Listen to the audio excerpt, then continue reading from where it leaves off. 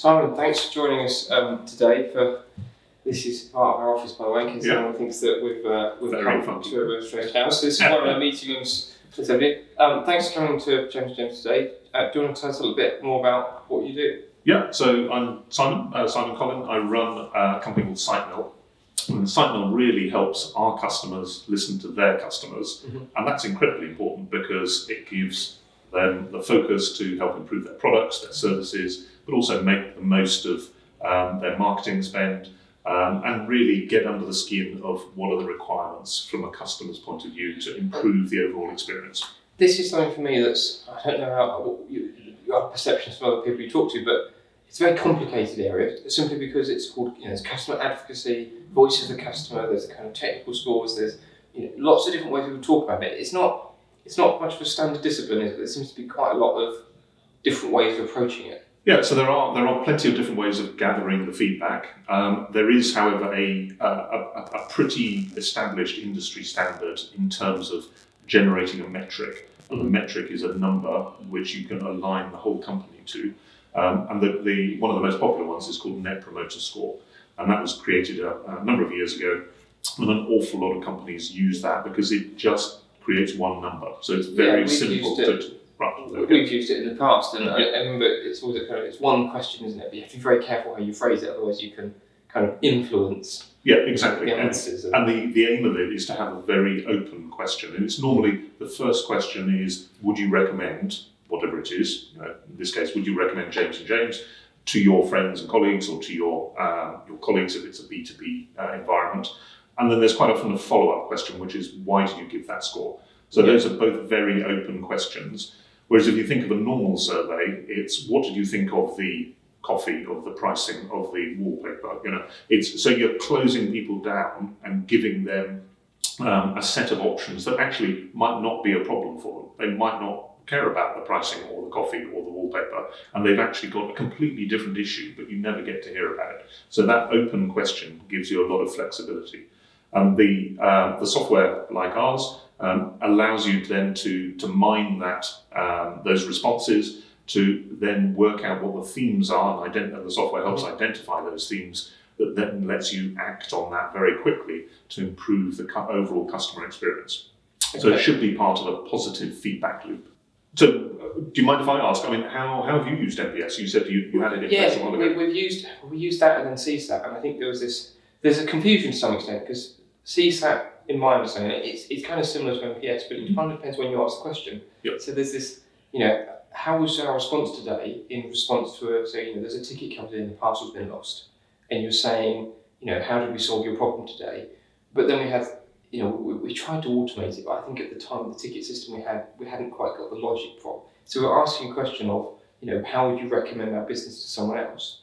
But we asked it just after we had resolved an issue with a courier or something. So if it went well, they'd be like, yes, I recommend your company. If it hadn't gone well, they'd be like, oh no, this issue wasn't good. But so I think it felt like to me, there's a way of asking when you ask the question was almost as important as what you ask. Yeah, and I completely agree. And so I spent a lot of time, along with my colleagues, working with our potential customers through their customer journey and what are the customer touch points from acquisition of customers, through the traditional funnel of research and then narrowing down and then decision making.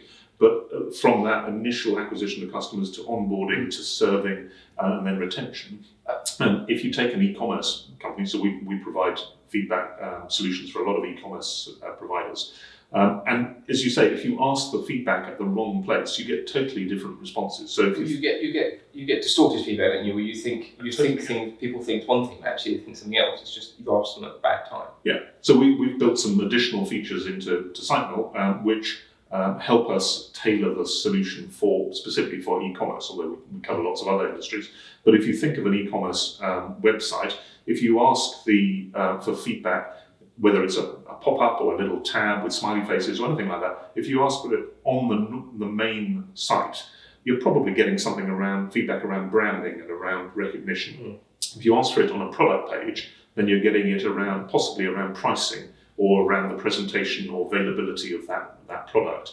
If you ask for it after the e-commerce transaction, please don't ask for it in the middle of it because you're messing up the e-commerce. That's a good point. Is anything you do around customer monitoring, should we say, of performance, it's got to be kind of unobtrusive, isn't it? Because you can't put someone off the thing they're actually trying to do. Exactly, yeah.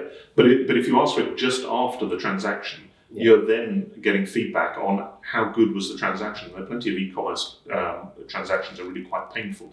You were hoping to pay with PayPal and they only accept credit cards, or the other way around. So you then say, okay, well, what about just after the thank you page? Thank you for ordering this. Maybe that's a great place to do it. Yes, it is, but you're still not getting feedback about the entire experience. So you could delay it until after the parcel has arrived, assuming it's traditional delivery, and maybe delay it 3 or 4 days, and then finally you get feedback about what the actual product is like. This is I think coming back to something around all the different ways we talk about customer advocacy or Net Promoter Score is there's a general focus, isn't there, of asking for it after everything's done, saying how's your purchase, but the customer journey, and looking at the clients we have, the customer journey is quite a long journey sometimes. The point from seeing the first advert, seeing a handbag online and kind of looking into the product and the brand, joining a forum or just interacting.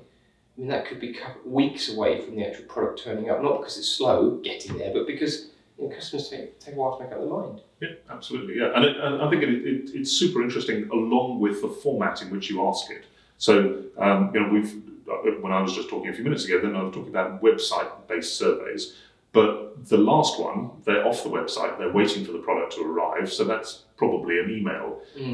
However, if the product that you're delivering is not a physical product or it's a service, then maybe you want feedback on a tablet. And I'm sure you've seen as you walk through airports, you quite often have the 3 smiley faces, or sad face, happy face, and you punch the buttons. Yeah.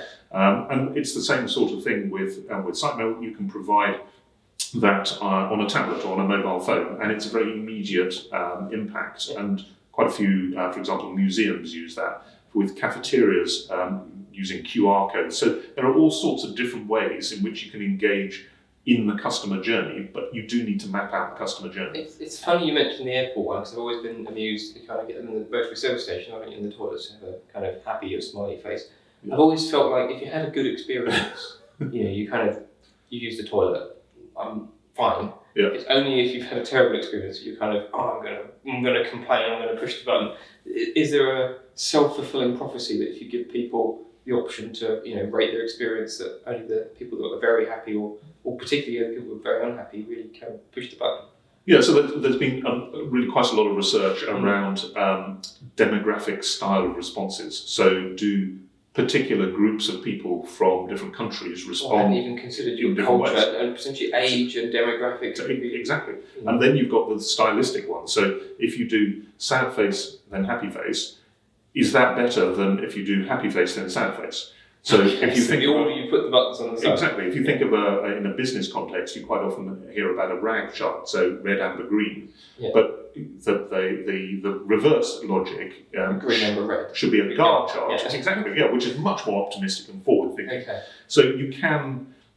You do need to be a little bit careful about that, isn't there? Because you think, red, amber, green, you've been thinking in my head, like red, amber, green, the first thing you see is you latch onto the red, don't you? Yeah. Green, amber, red, there is a totally different perspective almost on the same data. Yeah. Yeah, and I mentioned NPS, so Net Promoter Score, as a methodology. And I'll come back to CSAT and CES and all the others, but NPS is scored from 0 to 10, and 9 and 10 are classed as promoters, so that's a happy face. 7 and 8 are passive, and then 0 to 6, so the big chunk of it are unhappy. And this is something I've always, strong firmly about, like even at school. Is 7 out of 10 is kind of an okay mark, but 6 out of 10 always seems a bit negative. And I always thought, well, hang on a minute, surely 5 should be, 5's the middle, 5 should be the okay score. Yeah. And it should be, but I think there's a strange, I don't know, there's a thing in society where we always want to be seen as everything's better. So there's a kind of rose-tinted view of scoring, isn't there? Yeah. Yeah, and I think the methodology behind it, there was a huge amount of research behind Net Promoter Score, but it really forces anybody who uses it to think about what are the issues that might be impeding a brilliant customer experience, and that's the weighting towards that. And I guess this comes to the decision, because I feel like when we've looked at this, there's so many different measures you can do. Yeah. You can bury yourself in the metrics, but actually the big question you really want to say is the customer happy? Yeah. And actually, I know that's not the question, but it's a way of thinking. It's almost a mentality, isn't it? Getting your your team empowered to be able to be thinking, put the customer first, Yeah. is almost more important in a way than whether you use CSAT or NPS or this metric or what you put together. Yeah. So how have you worked with companies to change their mentality? What are the blockers to that mentality? Yeah, so I think when we work with a new company or help an existing company just improve their responses, I think there are four big buckets around the type of activity. And the first one is a really obvious one, is that how do you use the scores to improve your products and services? I mean, that's ultimately what you're trying to do. You're not trying to improve them in a theoretical way. You're trying to improve them to react to and suit and meet the needs of customer requirements. There's no point in listening, I guess, to clients. You're not going to do anything about it. Exactly, yeah. So you've got to act on whatever it is, the feedback. So that improvement is really important. But then the second one is around a cultural change. And if you think about a normal business, it's got lots of different teams in there, and quite often they're driven by their own KPIs or their own metrics around what is success for that team. But if you put in place something like a Net Promoter Score or a metric around satisfaction, you're aligning all of the teams to think about their serving the customer from a customer's point of view. So suddenly all the teams are doing the same thing, but they're thinking about it from the customer's point of view, which is incredibly powerful. So that's the cultural one, and I think that's really important. And then there's one around financial, which is super important. So, for example, how effective is your marketing? And there's very difficult often to know which of the marketing channels are actually bringing in the fee payers or the customers that then convert. Now, if you can understand where the customers are coming from, what their requirements are, what their experience is, that helps you narrow down the persona and the segmentation, and you get a really clear focus. So I think that's super important. So, of course, the fourth one is the most important because it's a commercial imperative, and it's really that happy customers spend more money. And there have been plenty of studies that show that if you've got customers who've had a great experience with your business, they will spend more, you'll retain them, and it's generally much cheaper to retain a customer than acquire a new one. The challenge with the experiences I've certainly had buying some products, and you phone up and you say, it hasn't turned up, and you shan't name certain carriers which are renowned for not necessarily answering the phone or even having a phone number.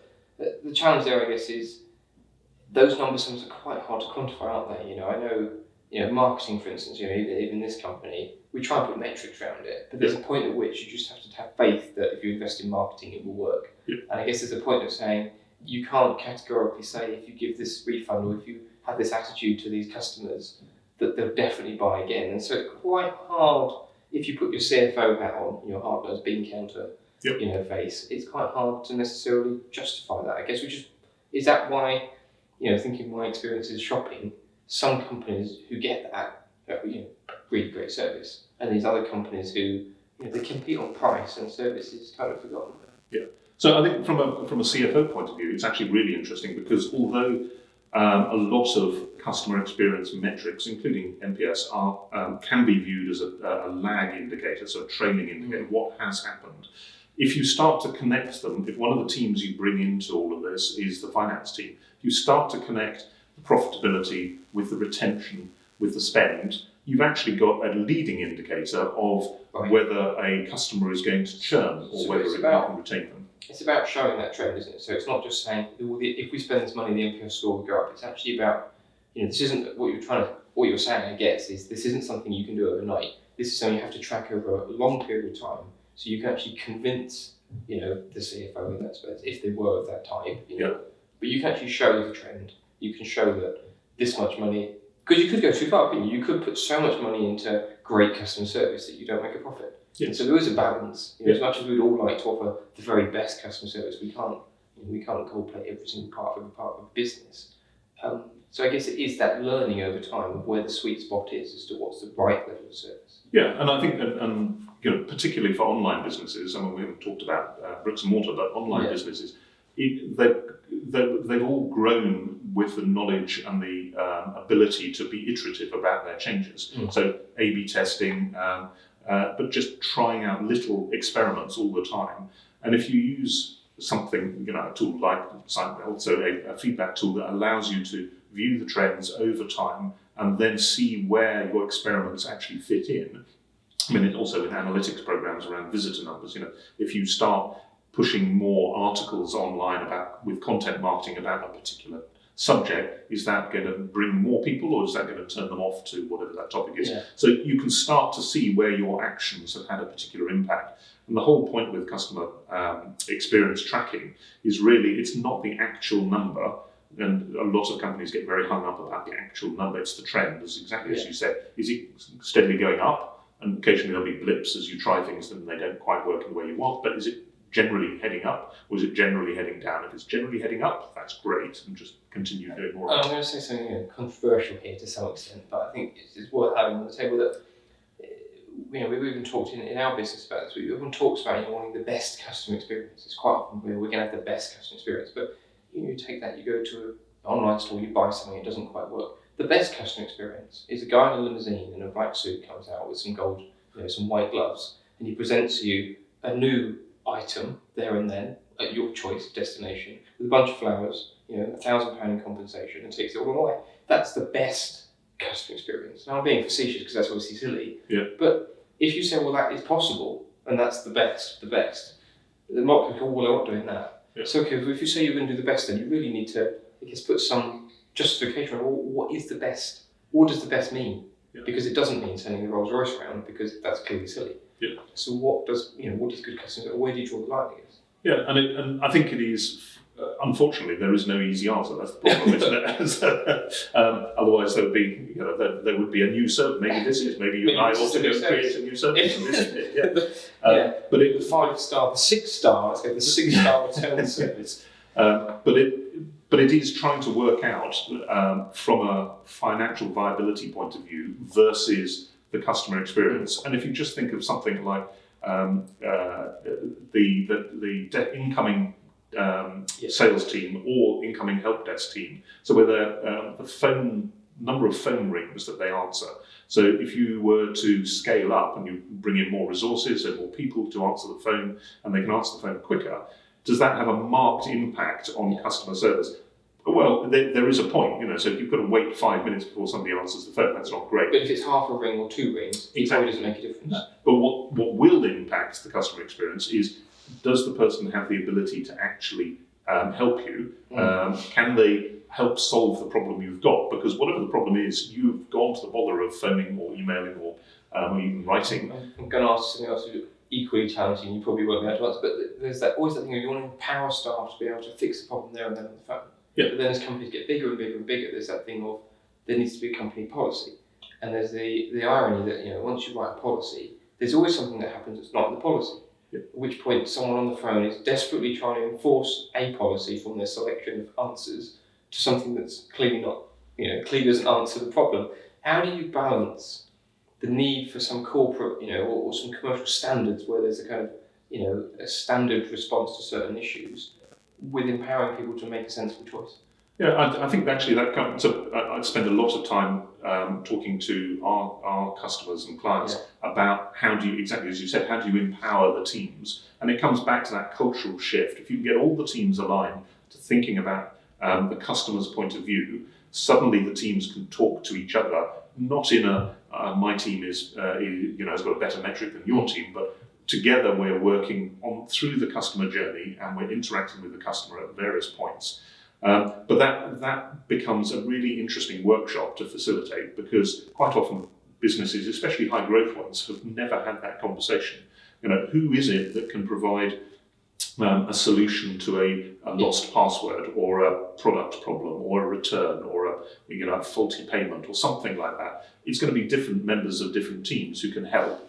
So first of all, you need the communications as to who are the right people to talk to. But then you need permissions for each team to offer a solution. And quite often, if they're not thinking with their customer hat on, that permissioning is just, they've never even had the conversation. So the company doesn't even have a playbook to be able to choose from. And if they can get to that stage, then that's a fantastic starting point. And then you can iterate and improve. That sounds like great advice, where to start. And just thinking about everything we've talked about, it's quite a big area, isn't it? We think customer happiness is quite an easy thing, but actually when you look at the whole customer journey, like you said, there's so many different touch points that you're doing all of it. Have you got some advice if there's companies out there that are saying, look, we want to put the customer, we want to spend effort and time on this, where do I start? Which part of this, is there a standard kind of process that they should look here first and put this measure in first, or does it vary depending on the company? Yeah, so I would say there are a couple of things. One is think about that customer journey as to what are the key touch points. So where do the customer interactions really happen? And they're going to be, for most businesses, they're going to be 2 or 3 key areas. So you're looking at, there might be 6 or 7 touch points in the process, but you're looking at what are the ones that are the big decisions where the customer's really influenced in how they feel about that. Absolutely, and then those will then lead naturally back to the format in which you interact with the customer. So there's no point, if you're a web-only business and one of the key touch points is the website or something around a product page or whatever, and you start creating SMS customer feedback surveys, well, that doesn't really work. Yeah. And you need to think about the environment of the customer. So we've had plenty of our customers that have iterated through the format, and so they might have tried SMS because it made logical sense, but actually when they thought through how the customer environment is at the time, then maybe it's not SMS and maybe it is email, but maybe it's not immediate email, maybe it's email after a few hours or days. So I think it's just being realistic about what are the key touch points, then the format required, and then get started. So setting a baseline as quickly as possible. So you've got a benchmark where you can see, it's A/B testing a website, it's the same thing, so you set the benchmark before you start changing stuff. Yes. So you know what's happening. Yeah, and a lot of it is expectation setting internally, that if the score that comes back out of this, if they're running NPS scores, so if the score that comes back is minus something, and NPS can go from minus 100 to plus 100, so let's say it's minus 50, that doesn't then create complete chaos in the company because everybody thinks that this is terrible. Yeah. It's just a starting point, and the whole idea is that how do you start to improve and trend, and then you can move your way. Is it fair to say then you can't necessarily compare NPS between 2 companies exactly, because there might be different ways that measure it, or different? It's the same question, I know, but they're not completely comparable. So you can, and there are some benchmark studies, and we have one as well, where you can compare sectors. And I think that anything that is more niche than that, you begin to get into real problems, exactly as you said, around delivery, around format, around proposition. And you don't know what else is influencing in there. So one company might be using, for example, vouchers to increase the response rate. Well, that's great, but you've got to affect the result, isn't it? You've got to, you've then got to continue with the vouchers. Otherwise, you're not comparing. The vouchers can make people feel happy about everything, aren't they? So you get the voucher, you feel good about it. You're going to feel slightly happy about the service. Or you could even argue, actually, if the voucher's not big enough, then people feel hard done by it. We'll just see all this time answering all these questions for £5. Yeah. And so that actually, you've just mentioned, I think, probably one of the real key learnings out of interacting with something like a customer, CSAT or NPS or CES. The questions look really simple. As you said right at the start, 1 question or maybe 2 questions. And the temptation for most folk who've not done anything like this with their customers is to ask them a whole load of questions. More questions, 20 questions minimum. No, 1 or 2. And then use the technology to mine that, to understand the segmentation, to understand the products that are being bought, the usage and so on.